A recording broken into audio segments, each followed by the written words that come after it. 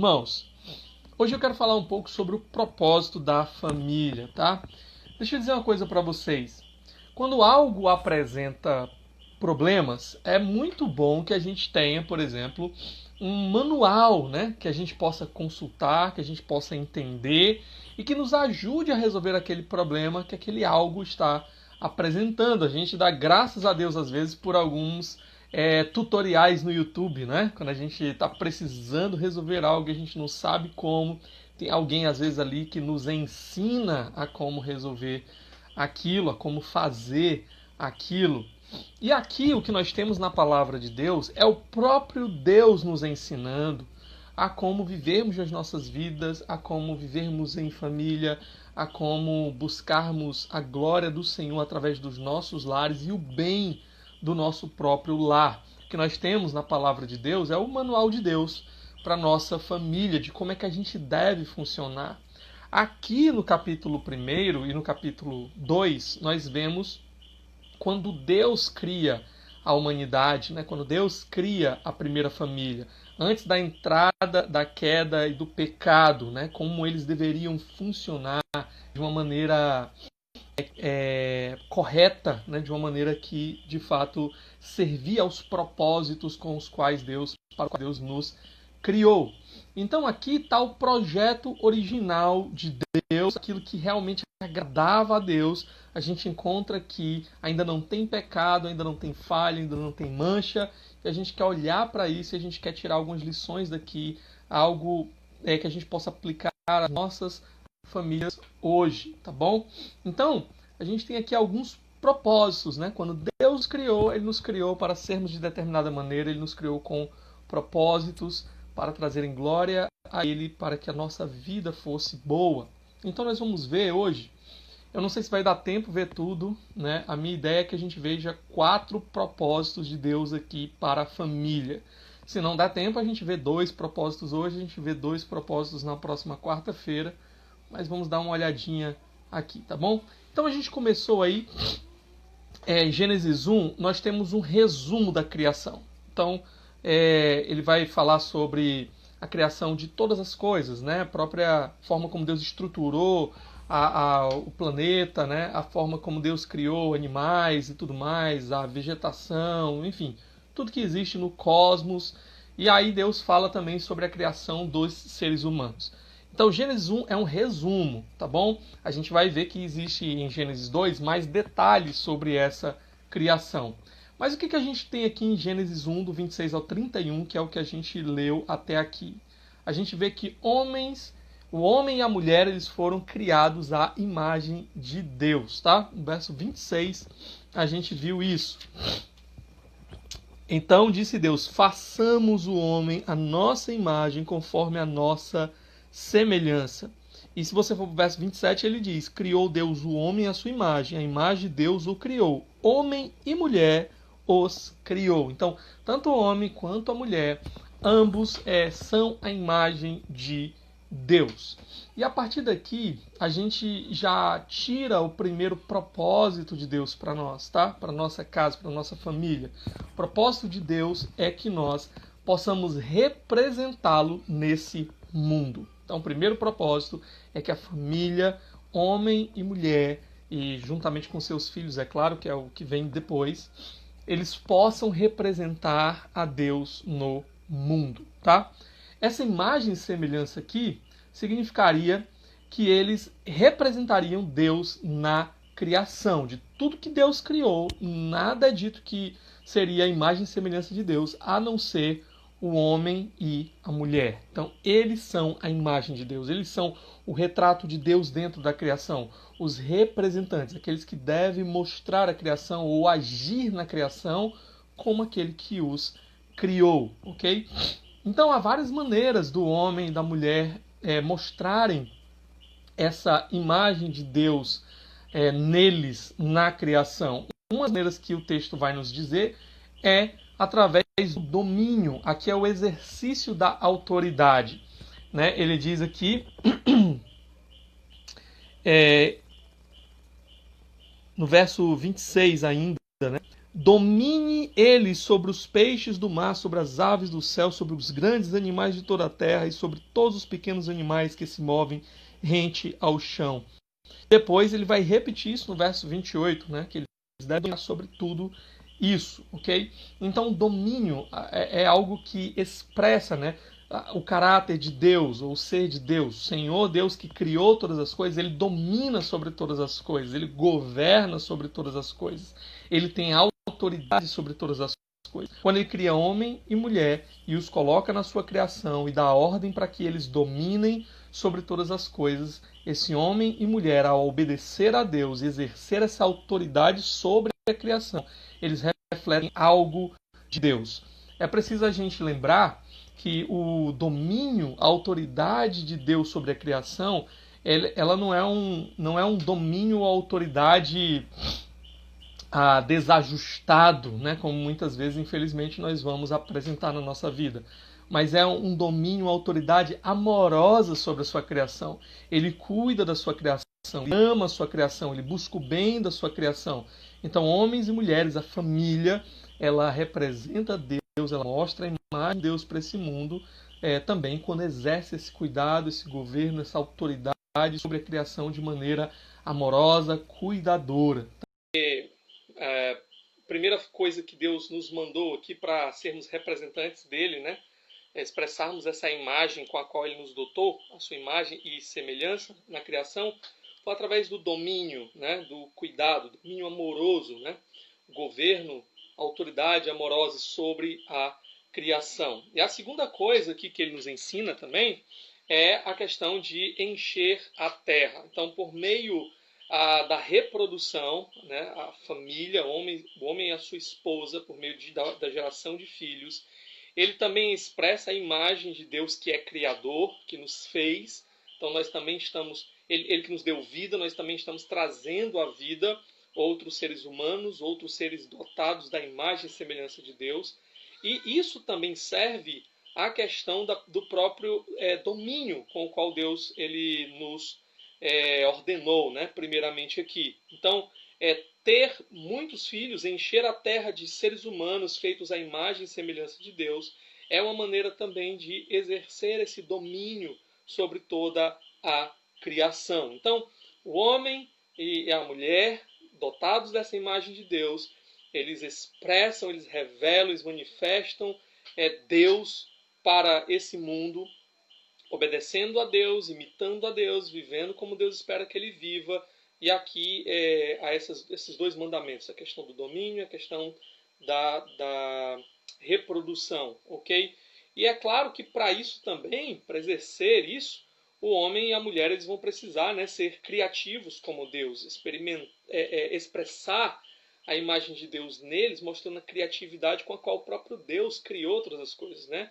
Nosso Deus ele é extremamente criativo. Acho que foi o pastor Jonas Madureira que disse que quando você observa, por exemplo, imagina uma floresta que nunca ninguém pisou lá. Imagina uma floresta que nunca nenhum ser humano chegou até lá, ok? Essa floresta vai ter pássaros, essa floresta vai ter borboletas, e elas são coloridas, belas, né?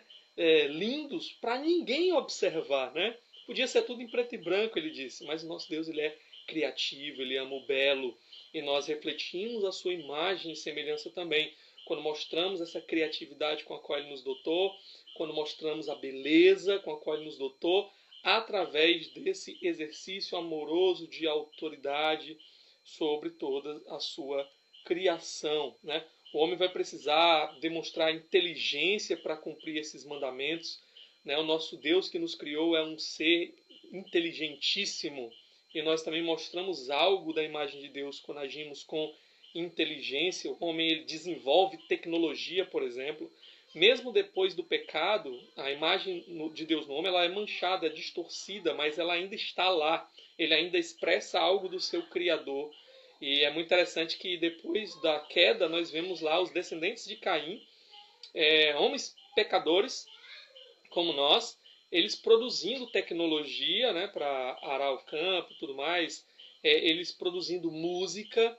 Então isso mostra a imagem de Deus ainda neles, ok?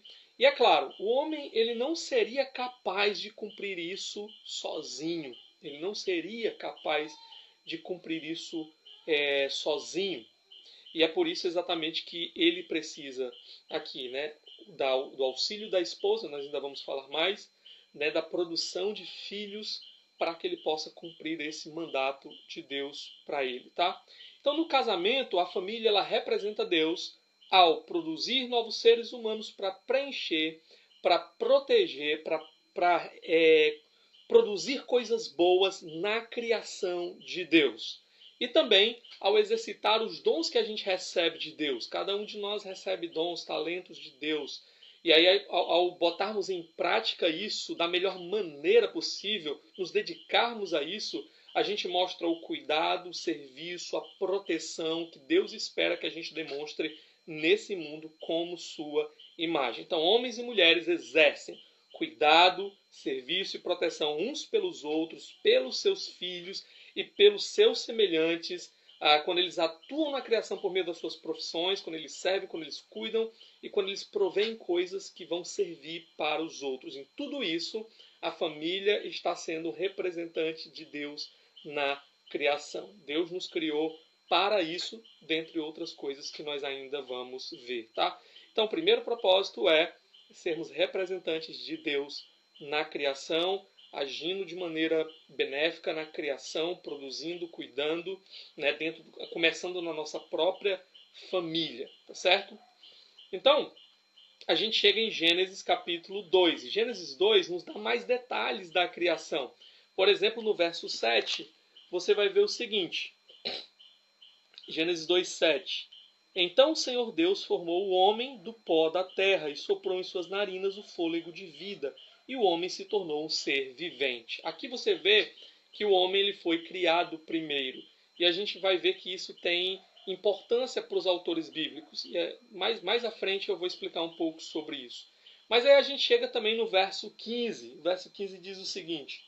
O Senhor Deus colocou o homem no jardim do Éden para cuidar dele e cultivá-lo. Então aqui Deus coloca lá o homem e ele dá dois propósitos para isso. Ao colocar o homem na sua criação, no seu jardim, no habitat que Deus criou para ele, Deus dá um propósito de cuidar, a ideia aqui é de proteger, de zelar, ok, pela criação, e ele dá o propósito também de cultivar, e a ideia aqui é de trabalhar na criação, é de prover para a criação, tá? Então, cuidar e prover, proteger e prover. Note que o trabalho surge aqui antes da queda, né? O trabalho ele não é algo pecaminoso, ele não é algo resultante da queda.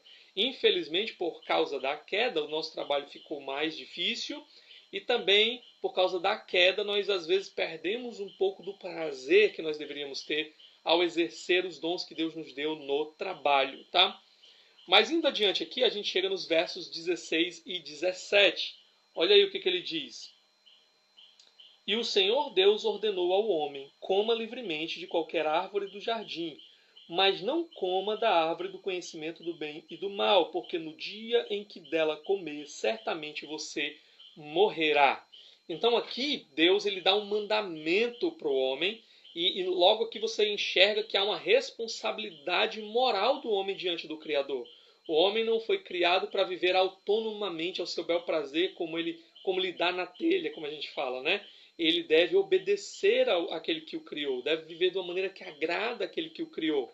E o mandamento aqui é claro, não coma da árvore do conhecimento do bem e do mal. Há uma concessão aqui, Deus o priva de uma árvore, mas Deus dá todas as outras árvores para o homem, né? Ele diz, todas elas estão à sua disposição, você pode comer livremente de qualquer uma da que você quiser. Então, a criação é dada para suprir as necessidades do homem. A gente já viu isso no verso 1, onde Deus coloca todas as plantas e tudo mais à disposição do ser humano para suprir as suas necessidades de alimento. E aqui, mais uma vez, ele repete isso. A única que ele veta é a árvore do conhecimento do bem e do mal, tá? Outra coisa aqui é que há consequências para a desobediência, para o pecado, né? Se você desobedecer a Deus, se você decidir viver uma vida em rebelião a Deus, né, uma vida contrária àquilo que Ele espera de você, que Ele ordena para você, isso trará consequências. O pecado, um dia, mais cedo ou mais tarde, ele vai bater na sua porta cobrando a conta. Aqui a consequência é morte. No dia em que dela comer, você certamente morrerá. É claro que essa morte aqui não é apenas uma morte física. A gente vê depois, né, do pecado, capítulo 3, que o homem ele perde o acesso à árvore da vida, que poderia fazer com que ele vivesse eternamente. E agora, então, ele se torna um ser mortal. Okay? Ele vai viver alguns anos nessa terra, mas há um dia em que ele morrerá. Só que a morte física, ela não acontece no exato momento da desobediência. Ele não come e morre ali na mesma hora, tá? Mas uma morte começa a acontecer ali, que é a morte espiritual, que é a sua alienação de Deus, a sua separação da comunhão com Deus que andava com ele no jardim, tá? E aí um ponto também importante para nós é que não apenas existe essa morte espiritual, onde o homem ele fica alienado do seu Criador, ele não se relaciona mais com Deus como ele deveria, ele começa a mergulhar no pecado. Paulo vai dizer que estamos mortos em delitos e pecados, lá em Efésios capítulo 2, verso 1. Ele não apenas também morrerá fisicamente, mas à medida que a Bíblia vai trazendo mais revelações, mais luz para nós, né, na revelação progressiva, nos outros livros, outros capítulos, nós vamos aprendendo que essa morte também do pecado, ela é uma morte eterna, que no Novo Testamento Jesus vai chamar de castigo eterno, que também vai chamar de inferno. Então, nota a consequência terrível do pecado, de desobedecer a Deus e de viver de uma maneira que não agrada ao Criador, ok? E aí a gente chega no verso 18 e ele diz: Então o Senhor Deus declarou: Não é bom que o homem esteja só. Farei para ele alguém que o auxilie e lhe corresponda. Aqui nós temos uma avaliação de Deus. Deus criou tudo e Deus criou o homem. E ao olhar para o homem que ele criou, ele viu que uma coisa não era boa. É muito interessante que quando Deus cria tudo, lá em Gênesis capítulo 1, após criar cada coisa, ele vai dizer: E viu Deus que era bom, e viu Deus que era bom. E no resumo que a gente tem de Gênesis 1, quando ele diz que criou o homem e a mulher, ele diz que viu Deus que era muito bom, tá? Mas ali era o resumo, tá? No capítulo 2 ele está dando os detalhes, a gente já viu, ele criou o homem primeiro, mas ele ainda não tinha criado a mulher, e ao avaliar essa situação, Deus diz: não é bom que o homem esteja sozinho. Só vai se tornar muito bom quando Deus der ao homem alguém que lhe faça companhia, que acabe com essa solidão. Né? Então, no verso 18, ele diz: O Senhor declarou: não é bom que o homem esteja só. Farei para ele alguém. Tá? Então, ao criar esse alguém e unir esse alguém ao homem que ele já tinha criado, então vai ficar muito bom como Deus havia planejado. E aí, irmãos, a solução de Deus para esse problema é criar esse ser humano, né, a mais. Porém, há características que Deus dá aqui para esse ser que ele vai criar. Ele diz que deve ser alguém que vai auxiliar o homem e que vai corresponder ao homem. A ideia de correspondência é a ideia de alguém que completa, alguém que é adequado, que é apropriado, ok? E aqui a gente chega no segundo propósito de Deus para a família. Deus criou a família para ser um ambiente de comunhão, de plena parceria. Né? A gente viu domingo que a ideia de comunhão ela não envolve só uma amizade e tal, não, envolve a gente colocar todas as coisas juntos e pelo mesmo objetivo, pelo mesmo alvo, tá? Então, se eu simplesmente sento com alguém e como um jantar com alguém, eu posso até chamar isso de comunhão, mas a palavra é mais profunda do que isso. Se eu pego, por exemplo, as minhas economias e eu coloco junto com as economias de outra pessoa, eu começo um negócio e eu me arrisco por isso, eu me sacrifico por isso, eu luto por isso junto com a outra pessoa, nós dois juntos na mesma missão, se sacrificando por aquilo, isso era visto como comunhão, ok? Então, a família deve ser esse ambiente de comunhão, onde os dois estão unidos, juntos, lutando, se desgastando, se esforçando pelo mesmo bem comum, onde os dois têm companhia, companheirismo, tá? Intimidade, a gente vai ver tudo isso ainda. Agora é muito interessante que aqui também o homem com a mulher estão demonstrando a imagem de Deus, né? Homem e mulher, os dois juntos, demonstrando a imagem de Deus nesse mundo, porque o nosso Deus é um Deus que partilha comunhão dentro de si mesmo. O Pai, o Filho e o Espírito Santo, três pessoas distintas que compartilham o mesmo ser, né? Um ligado ao outro, um dentro do outro, né? Um unido ao outro em amor, em companheirismo, em comunhão plena e profunda. Então aqui também o ser humano mostrando isso, né? Agora, a companhia do ser humano que Deus esperava tinha que ser uma companhia adequada para que esses relacionamentos significativos eles pudessem ser desenvolvidos. A solidão, o isolamento não eram vistos por Deus aqui como algo bom, né? Deus viu que não era bom o homem sozinho. O homem precisa de alguém que ele seja igual, né, em natureza, que possa conviver com ele, conversar com ele, dividir com ele, construir com ele, amar com ele, dominar com ele e tudo o que Deus espera, reproduzir-se com ele e tudo aquilo que a gente já viu anteriormente. Então, aqui é importante a gente destacar um fenômeno dos nossos dias. A gente está falando de família, mas está cada vez mais comum nos nossos dias falar aí da família pet, né? Os pais de pet, aqueles que algumas pessoas que decidem não ter filhos, mas decidem ter animais de estimação como substitutos e passam a tratar aqueles animais como se fossem verdadeiros filhos. Então, esse é um fenômeno muito comum da nossa cultura. Os pais de pet, as famílias de pet, não tem nenhum problema você ter um animal de estimação e você deve cuidar dele se você tiver um animal. Provérbios vai dizer, né, que o homem sábio, ele cuida bem dos seus animais. Agora, é interessante que logo em seguida, né, de Deus, ele vê que não era bom que o homem estivesse sozinho e decidir criar para o homem uma pessoa que suprisse essa necessidade. Ele vai falar o seguinte, olha os versos 29.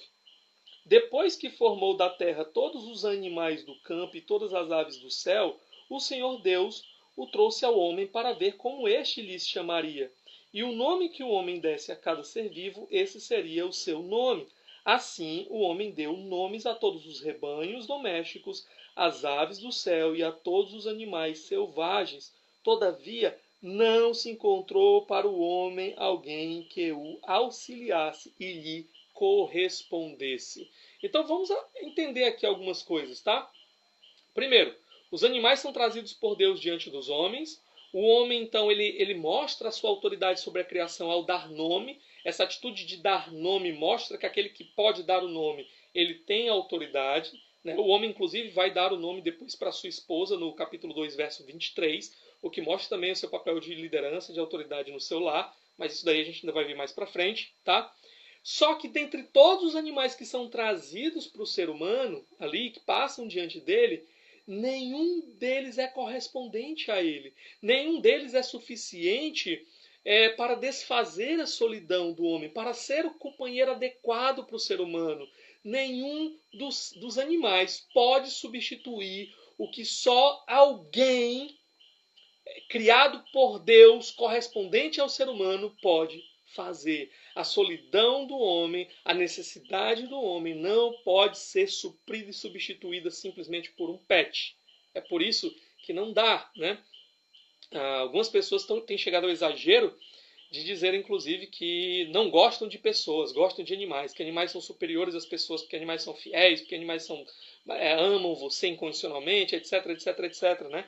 Pastor Rômulo, numa das pregações, chegou a dizer o seguinte: se você acha que animais são mais importantes do que pessoas, o céu não é para você, porque no céu o que a gente vê é comunhão de gente, né? É a comunhão de Deus com o seu povo e do seu povo uns com os outros e com o Senhor, né? Então, aqui eu entendo porque alguns têm tido essa predileção. Primeiro, por conta do próprio pecado que tem transformado alguns seres humanos, tem distorcido essa imagem de Deus neles a tal ponto que eles se tornam quase que animalescos, né? De tão distorcida está a imagem de Deus nos seres humanos. Porém, irmãos, a família Pet é uma pobre redução do propósito de Deus para a humanidade. Pobre, pobre, porque ela não vai ser suficiente para suprir as necessidades do homem. Outra coisa, eu sei porque algumas pessoas preferem o pet, porque o pet você controla, o ser humano você não consegue controlar sempre do jeito que você deseja, tá? O pet você ignora quando quer, o pet não faz críticas a você, o pet ele não aponta os seus erros, seus pecados, seus defeitos. O pet te permite ser egoísta, te permite continuar pensando só em você, nos seus planos, no que você quer, sem olhar para o outro. Então, o pet, ele ainda tira de você um pouquinho da dor da consciência, né? Ele serve ali para afogar um pouquinho ali a sua carência emotiva de companhia. Mas isso é um pobre substituto para o que Deus pretendeu para o ser humano. Algumas pessoas podem até falar assim, ok, pastor, mas a Bíblia também não fala sobre o solteirismo? Nem todo mundo vai casar? Sim, nós ainda vamos falar sobre isso em uma outra mensagem, tá? Mas mesmo no solteirismo, Deus espera que aquele homem ou mulher solteiro que decidem não casar realmente por motivos legítimos, motivos bíblicos, que eles também não vivam só, que eles ainda desfrutem de comunhão real profunda. Não a comunhão do casamento, da intimidade do lar, mas a comunhão com o povo de Deus. Eles devem congregar e na igreja eles vão ser, em parte, supridos das suas necessidades e carências emotivas, relacionais. Tá? Mas o que Deus preparou para o ser humano? O texto diz para a gente que esse alguém que ele disse que ia preparar e que ia suprir as necessidades do homem era a mulher. Ok? Então, o nosso texto diz aí, em verso 21, capítulo 2. Então o Senhor Deus fez o homem cair em profundo sono, enquanto este dormia, tirou-lhe uma costela, fechando o lugar com carne. Com a costela que havia tirado do homem, o Senhor Deus fez uma mulher e a levou até ele. Ok? Então aqui Deus fez a mulher para o homem. Isso também nos ensina que esse ambiente de plena comunhão, profunda intimidade que Deus deseja que a família seja, é um ambiente construído primeiramente a partir do relacionamento de um homem com uma mulher. Então é um ambiente heterossexual. Não é um homem para outro homem. Não é um animal para um homem também. É um homem e uma mulher. O homem unido com sua esposa foi criado por Deus para poder cumprir aqueles mandamentos, tanto da reprodução quanto do domínio. Sem a reprodução não haveria também o domínio sobre toda a criação. Tá? Então é uma família heterossexual, esse é o plano de Deus para a família, para o casamento. Também uma família monogâmica, é um homem para uma mulher. Deus podia ter tirado duas costelas, né? E ter dado duas esposas para Adão, mas que ele tira é uma costela, ele faz uma mulher para Adão, ok? Então, Deus espera também que esse ambiente familiar seja um ambiente monogâmico, um homem e a sua esposa, um para um, ok? Agora, há um outro propósito. Deus não espera apenas que seja um ambiente de comunhão, mas Deus espera que a família também seja um ambiente de auxílio, um ambiente de parceria, tá? Auxílio mútuo, parceria. Vamos dar uma olhadinha aqui. A gente já viu que o homem não seria capaz de cumprir a sua missão sozinho. Ele precisava de alguém que o ajudasse. É por isso que Deus disse: eu vou fazer não apenas uma pessoa que seja correspondente a ele, mas eu vou fazer uma pessoa que seja auxiliadora, né? Que o ajude, tá? Então, Deus ele fez para o homem uma mulher, e essa mulher, essa companheira, era igual ao homem em valor e em espécie, tá? Os animais eram espécies diferentes. A mulher não, era uma espécie da mesma do homem. e também era igual em valor. Lá no capítulo 1, quando ele resume, que eu já falei para vocês, ao olhar para o homem e para a mulher, ele diz que os dois são a imagem e semelhança de Deus. Então eles têm o mesmo valor, a mesma dignidade, representam a Deus, são da mesma espécie. Porém, Deus vai dar papéis diferentes para esse homem e para essa mulher. E aqui é o que a gente chama na teologia de complementarismo bíblico. Complementarismo bíblico, tá? Tem duas visões, basicamente, de casamento dentro, às vezes, da teologia. Um é o complementarismo, o outro é o igualitarismo. O complementarismo ensina que homens e mulheres, embora tendo o mesmo valor, mesma dignidade, sendo iguais em sua essência diante de Deus que os criou, eles têm papéis diferentes. E cada um cumprindo o seu papel, esses papéis se complementam. E assim eles vivem em harmonia. O igualitarismo dizem que homens e mulheres são iguais diante de Deus em tudo, inclusive em papéis. E cada um pode fazer o papel um do outro. O problema é que, na prática, isso tende a levar à desarmonia dentro do lar, ok? Porque cria-se uma disputa onde um quer fazer o papel do outro e um acaba engolindo o outro, disputando com o outro por aquele papel. Então a gente já viu aqui que o homem ele foi criado primeiro, né? Em capítulo 2, verso 7. E isso foi visto pelos autores do Novo Testamento como tendo um significado. Você vai ver Paulo falando sobre isso em 1 Timóteo capítulo 2, verso 13. Ele vai dizer, porque o homem foi criado primeiro. E com base nisso, aqui na criação, ele vai entender que há um papel de liderança do homem dentro do seu lar. Efésios também ele vai falar, capítulo 5, né? O homem é o cabeça do seu lar, a sua esposa é a sua auxiliadora. 1 Coríntios 11, 8 também ele vai colocar essa questão dos papéis diferentes, onde o homem ele é o cabeça da esposa, porque ele foi criado primeiro, ele tem essa responsabilidade de liderança.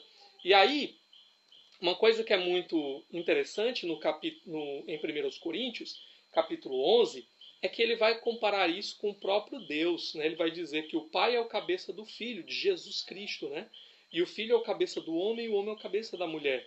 Ou seja, a gente sabe que o Pai e Jesus, eles têm os mesmos atributos, eles são iguais na sua essência. Um não é maior do que o outro, não é melhor do que o outro, porque ambos são igualmente Deus. Da mesma forma, o homem e a mulher, um não é maior do que o outro, um não é melhor do que o outro.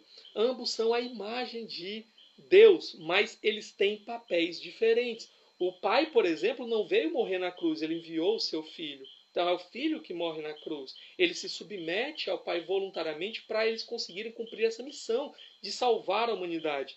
Da mesma forma, o homem e a mulher, eles têm os seus papéis diferentes, tá?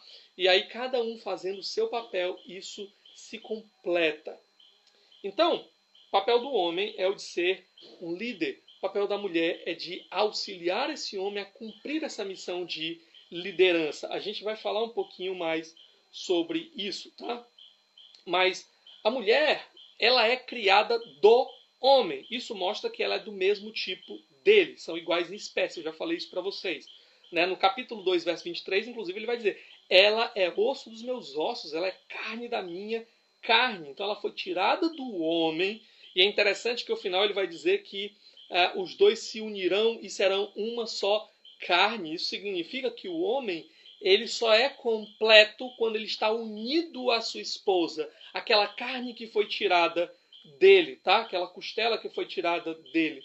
E aqui a gente aprende algumas coisas, tá bom? Primeiro, é esperado do homem que ele tenha a iniciativa. Porque ele foi criado primeiro, ele tem essa responsabilidade de agir primeiro. Ele tem essa responsabilidade de ter essa iniciativa, né? E a mulher não deve tentar usurpar isso dele. Ela deve auxiliá-lo, ela deve até orientá-lo na sua missão. Eu ainda vou falar sobre isso. Mas ele deve ter essa iniciativa. É por isso que é esperado que o homem, por exemplo, tome o primeiro passo na busca de uma esposa, né? Ele inicia o diálogo, ele inicia o cortejo. É esperado. Aqui, por exemplo, em Gênesis 2, é muito interessante que quando Deus dá a ordem para Adão, ó, você pode comer o que você quiser, daquela árvore ali você não coma. A mulher ainda não havia sido criada. Depois que ela é criada, não tem menção nenhuma de Deus dando de novo essa ordem. Era esperado, então, que Adão, como líder do seu lar, ele ensinasse isso para sua esposa. Olha, Deus tinha dado essa ordem para a gente. A gente pode comer tudo, mas daquela ali a gente não pode, tá? Então, esse papel de liderar também a sua esposa, né?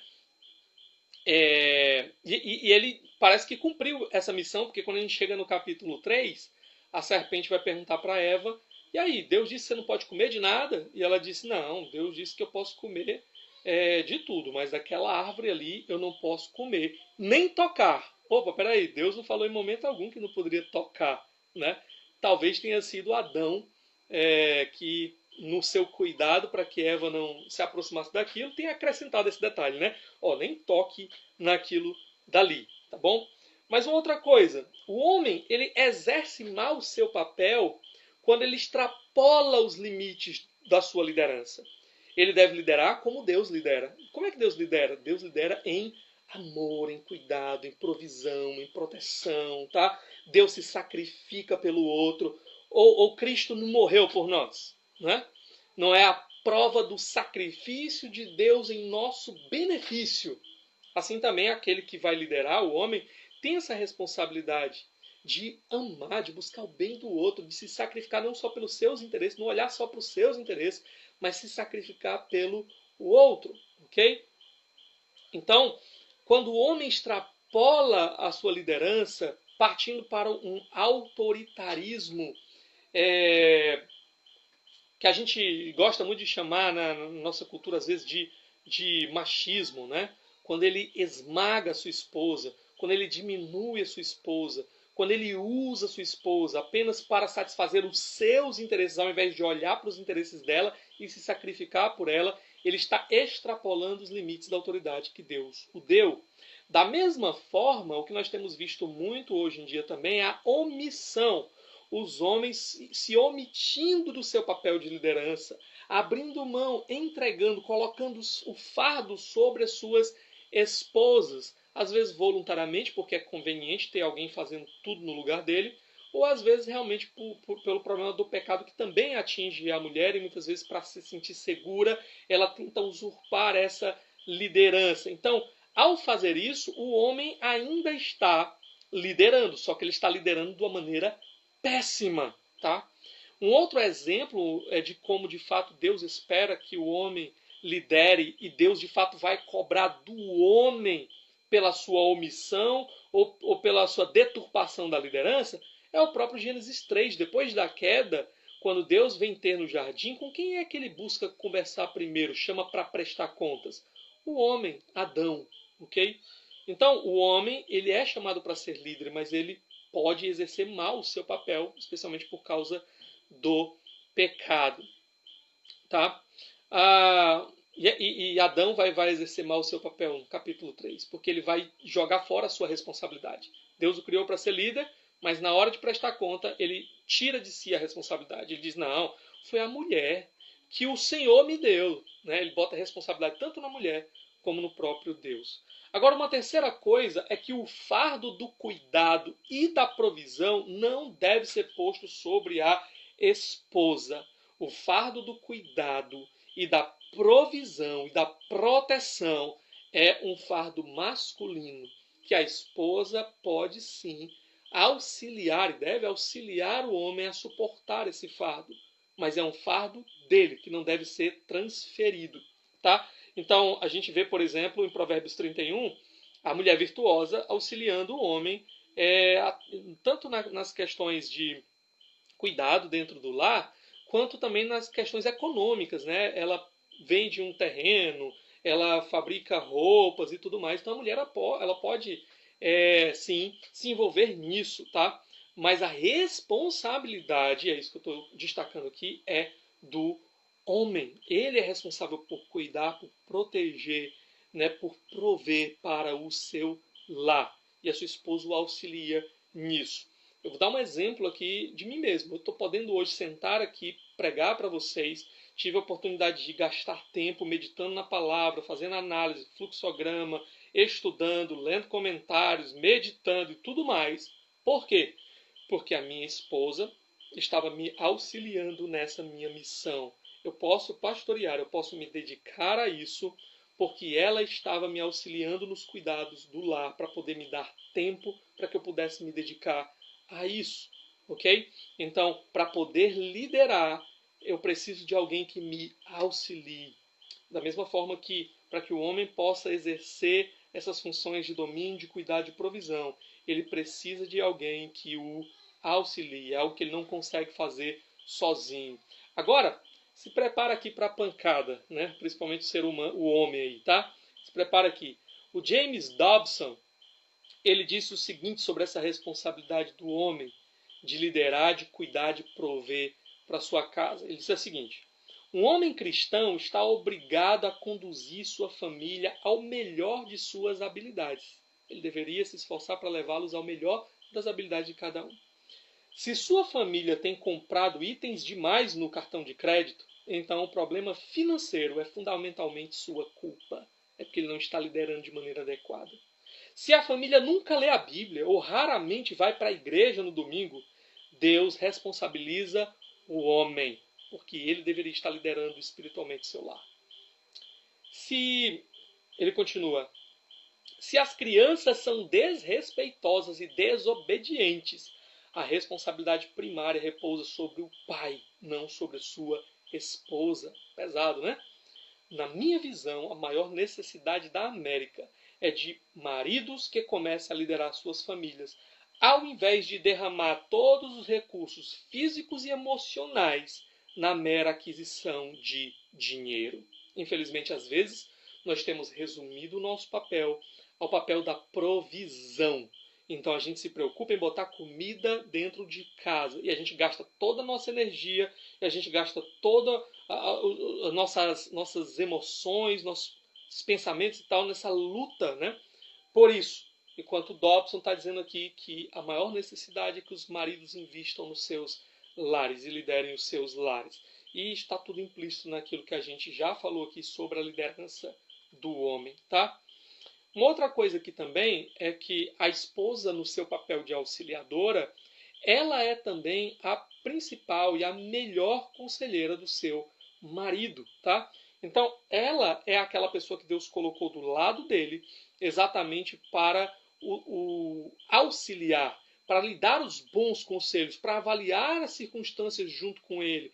É aquela que torce para que tudo dê certo e, portanto, ele deve estar atento ao que ela diz, atento aos seus conselhos e não desprezar os conselhos. A liderança não é uma liderança solitária, não é uma liderança que ignora os liderados, mas é uma liderança que ouve, porque exatamente busca o bem, busca o melhor para todos e não somente para si, e ao ouvir também e considerar e ponderar bem, tem a responsabilidade de tomar a decisão final e arcar com as consequências. Ok? Agora, um quarto propósito aqui de Deus para a família, que a família seja também um ambiente de intimidade. Ambiente de intimidade. O texto no verso 25 vai dizer que eles estavam nus e não se envergonhavam. Então a família deve ser um ambiente seguro, um ambiente de cuidado, um ambiente de amor mútuo, e por isso mesmo ela providencia esse ambiente onde ambos podem conviver da maneira mais íntima possível sem se envergonhar um do outro. Eles podem se expor um ao outro sem sentir vergonha, tá? Então, o capítulo 2, verso 24, vai nos ensinar algo sobre esse ambiente. Dá uma olhadinha no verso 24. Ele diz assim: por essa razão, o homem deixará pai e mãe e se unirá à sua mulher, e eles se tornarão uma só carne. Ele deixará pai e mãe, se unirá à sua esposa, e eles se tornarão uma só carne. Esse texto está falando para nós de uma união vitalícia, tá? União vitalícia. O que é vitalício? Até a morte, certo? Porque a mulher foi feita para o homem. Há um momento em que ele precisa assumir responsabilidade por ela, responsabilidade por essa mulher. Então, ele deixa a casa dos pais, a partir do ensino aqui da criação da mulher para o homem, há uma aplicação para todas as famílias que vão vir depois. E a aplicação vai chegar no momento em que o homem vai ter que deixar a casa dos seus pais, a casa onde ele é protegido, a casa onde ele é suprido nas suas necessidades, para que ele possa se unir à sua mulher, ele possa formar uma nova unidade familiar, ele possa agora assumir responsabilidade por ela, ele agora vai proteger ao invés de ser protegido, ele vai cuidar ao invés de ser cuidado, ele vai suprir ao invés de ser suprido. E é isso que é esperado dele. O seu maior compromisso agora é com esse novo lar, é com o cuidado dessa pessoa que Deus colocou na sua vida. Os filhos, é claro, vão ser responsabilidade ali dos pais, né? A gente vai ter um momento que a gente vai falar sobre filhos em uma outra live, mas os filhos, eles vão crescer. Vai chegar um momento em que eles vão ter que repetir esse processo. Eles vão deixar a casa do pai para se unir à sua própria família, para criar o seu próprio vínculo familiar, sua própria unidade familiar, né? E assumir as suas próprias responsabilidades. Mas a esposa fica. A esposa não vai embora. O homem se une com ela. Ele se torna uma só carne com ela. E isso para a vida toda. Esse é um vínculo vitalício, tá? Romper esse vínculo é rasgar o homem ao meio.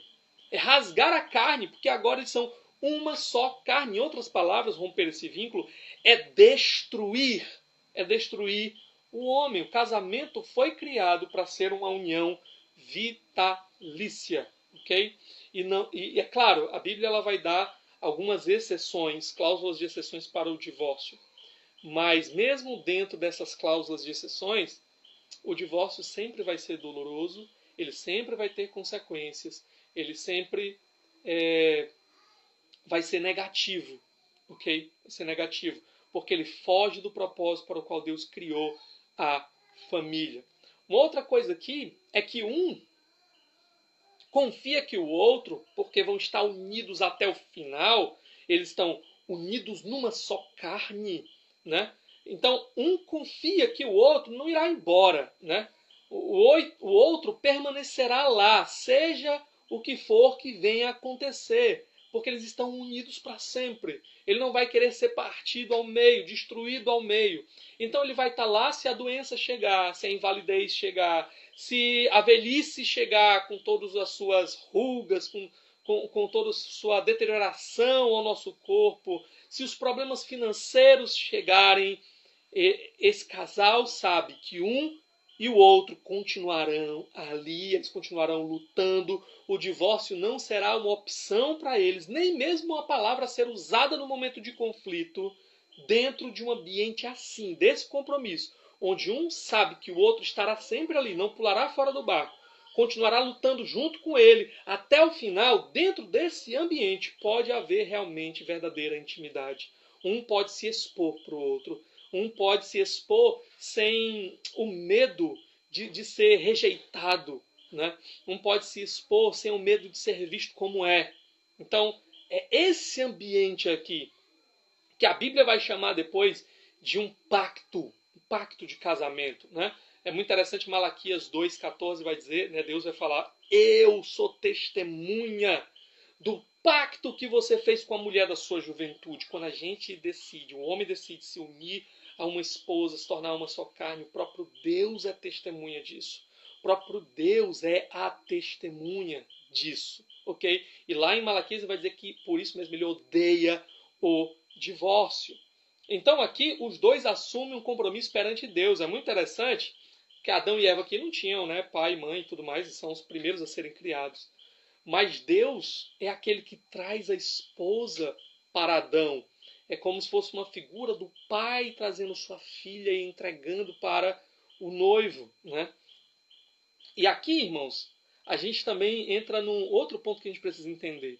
Que às vezes tem pessoas que têm dúvidas sobre a questão da natureza do casamento, se o casamento civil, por exemplo, é casamento, só é casamento se casar na igreja ou algo assim. E não, tá? O casamento é a união entre um homem e uma mulher perante Deus e diante das autoridades. Aqui no caso em Gênesis, a única autoridade que existia era o próprio Deus. À medida que a gente vai vendo aqui a revelação, né, nos dando mais informações, você vai chegar, por exemplo, no livro de Ruth, e quando ela vai casar com Boaz, você vai ver que ele vai perante as autoridades da cidade para selar ali o seu matrimônio, né?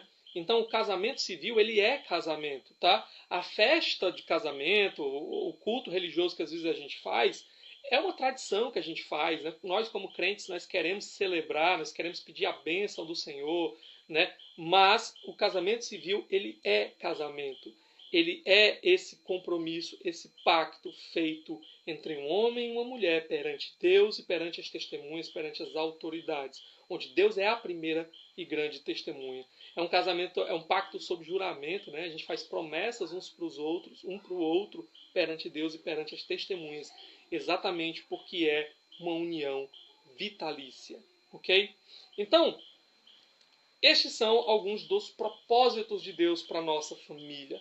A nossa família deve estar preocupada em representar Deus no mundo, em imitar Deus para esse mundo, em santidade, justiça, em sabedoria, em amor, no cuidado com a criação, na produção de vida, na defesa da vida. A família deve representar Deus no mundo.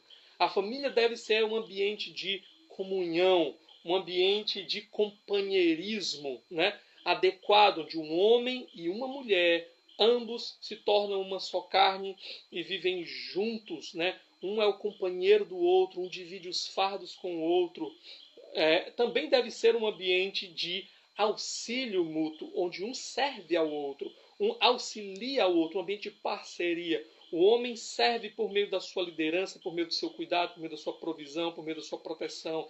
A esposa serve por meio do seu auxílio, por meio do seu conselho, por meio de assumir papéis também dentro do seu lar que vão liberar o homem para que ele assuma as suas responsabilidades primárias. É claro que aqui a gente entra num detalhe que às vezes é uma dúvida, né? Eu falei, a esposa ela pode participar auxiliar o seu marido, inclusive em questões, por exemplo, financeiras. A esposa, por exemplo, pode assumir, arrumar um trabalho, um emprego, para ajudar o seu marido dentro do seu lar. A responsabilidade, como eu falei, é dele, principal, tá? Mas ela pode auxiliar nisso. Agora, a gente vai ver ainda mais para frente outros textos bíblicos que a responsabilidade dela primária é pelo seu lar, né? É pela sua casa, pelos seus filhos, tá? Mas agora é o seguinte, se a esposa, então, está ajudando o marido numa responsabilidade que é dele e assumindo um fardo a mais para si, o marido também deve ajudar a esposa num fardo que é dela e assumir, então, responsabilidades dela para si também. Em uma situação assim, os dois têm que assumir parte do fardo um do outro, tá? Mas a família deve ser esse ambiente de auxílio e de parceria, tá?